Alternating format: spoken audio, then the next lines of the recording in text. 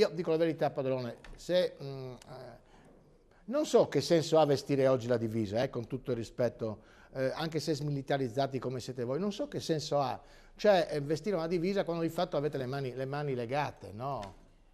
Ah no, per modo di dire le mani legate, avete tutto legato.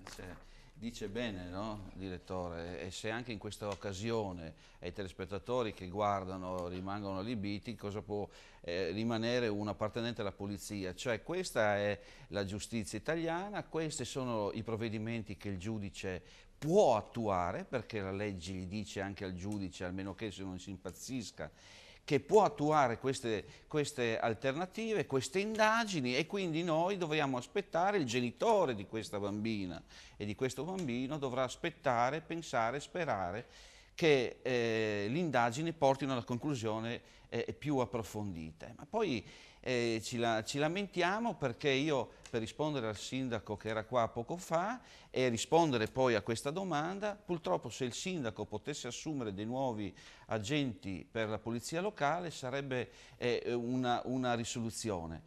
E così in questi casi, guarda, io mi sono recato, non è una giustificazione che do. Una domanda, la polizia municipale deve essere armata? Sì, C'è una legge, siccome le il dicevo. sindaco può dire dobbiamo armare o non dobbiamo armare. Stia però attento il sindaco, poi i vigili urbani dalle 22 in poi non possono circolare se non hanno la pistola. Esatto, come si parlava fuori onda, purtroppo c'è anche la legge, purtroppo, nel senso che il prefetto può discutere finché vuole, poi andremo a giudizio, perché dalle 22, se il collega fa il servizio notturno dopo le ore 22, il vigile urbano, perché sono dei colleghi, per legge, esiste la legge, devono essere armati, devono. Non possono, quindi il prefetto può dire quello che vuole, adesso magari sembra che abbia fatto anche una bella figura il prefetto, cioè un attimino, è la legge che lo stabilisce, è chiaro che andiamo a discutere ogni volta con il sindaco, se il sindaco non vuole le armi a casa sua,